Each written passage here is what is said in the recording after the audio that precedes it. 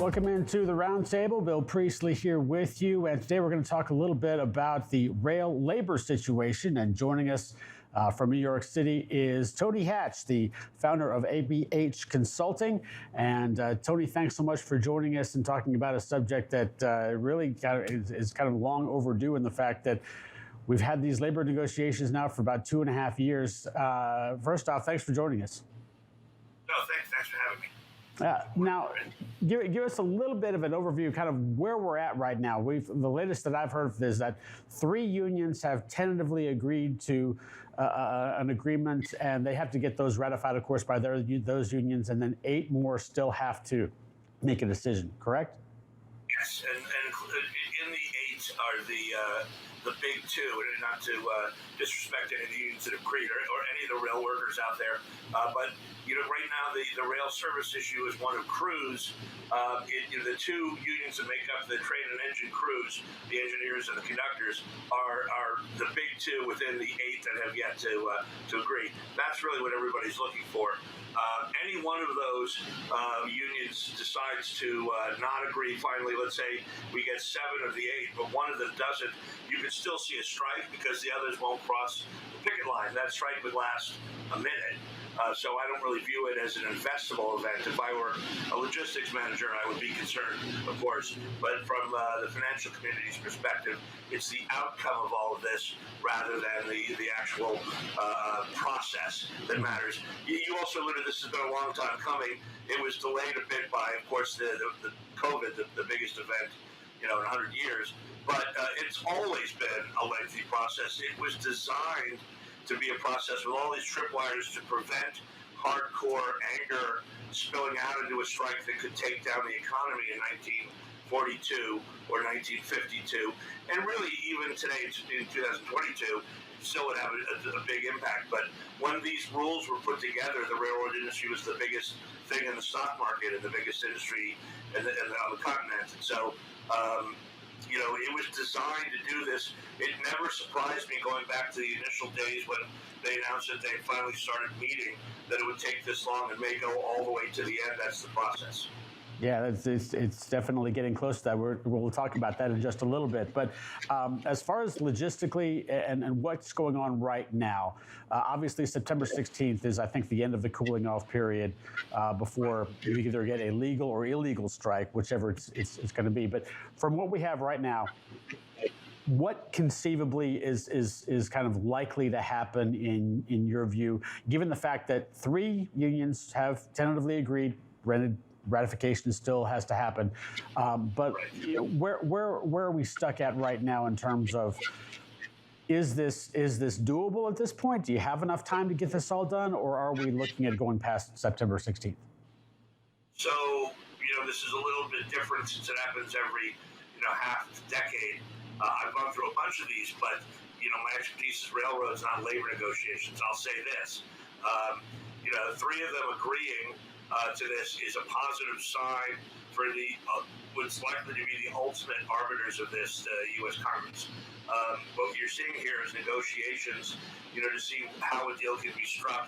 The railroad group as a whole, and remember, this is all of the railroads on the one hand, and this collection of unions on the other. They made it clear that this is something, I think the quote was, we can work with, right? Which is a way of saying, yeah, we don't really like it, but it's good, it'll do.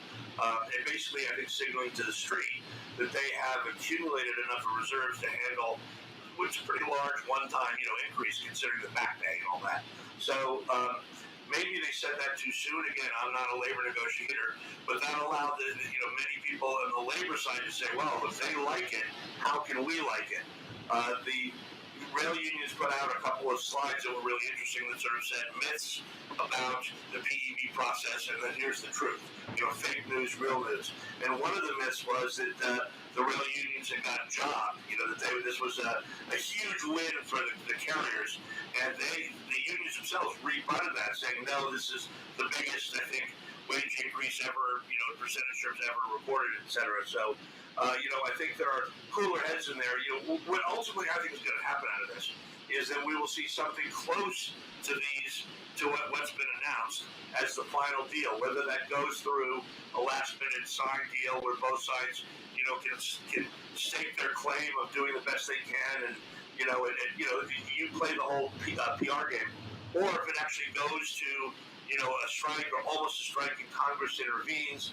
The unions have done a good job over the past year of joining sides with shippers who are angry at railroads and talking about PSR and terrible work conditions and whatnot. And I think that's there to help seed the minds of Congress, who might ultimately decide their short-term economic fate.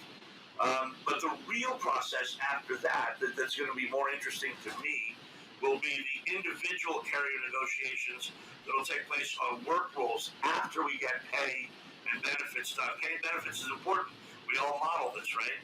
But it's really important to see how will railroads be able to handle and apply technology that they have already in place as they try to compete in the future with trucks who are improving their technological stance. And that's really what, to me, that's much more important when we look at this, step back and take a look at this, and rather they get, a 24% compounded wage increase, or it ends up being 26. Yeah, you bring up a lot of points there that I definitely wanted to try to touch on a little bit. Just looking at one of them, you mentioned the PEB, the Presidential Emergency Board, and their recommendations. Did it come across as a surprise, do you think, to unions that you had basically a pro-union president, and the board comes across with some recommendations that weren't exactly that friendly to the unions? Well, the unions would, although they're on the one hand saying, we want more, right? Until right. That's the last minute. If you go and see their official, I hate to use the word propaganda, but their official response to this, they said that they defended their actions, and their success with the PEB recommendations, which I think, do what the PEB does. It is a pro-union presidency. We can, that seems extreme, but we can say that. But these are professional mediators, and they basically split the baby. And that's sort of what is expected out of this. A resounding win for one side or the other would sort of belie their training as mediators. So let's run back to kind of the end result of this, again, coming up on September 16th. You mentioned Congress being the ultimate arbiters of this. If you don't have as many unions, perhaps, or if you don't have all the unions agreeing at least tentatively to this this possible solution that's been put out there, does that mean that Congress can go ahead and say and order them back to work, or is this still going to be a period of negotiation still, and you would have a legal strike as opposed to an illegal one? So I think they would order them, whatever happens, they would stop work, Congress will order them back to work. And whether that's a union or the bunch of unions or management taking aside, I don't think, that will not be a major, it'll be the headlines that day, and it'll go back to all the other headlines the next day because it'll be over. Right. I think it could come down to several unions holding out. And those, the bigger unions, as I said, are among those. And they also, in all likelihood, have the better relationships up on the Hill. So, they may be asking for Congress to intervene. When Congress does intervene, it will take the PEB recommendations and maybe add some, additional juice that is pro-union.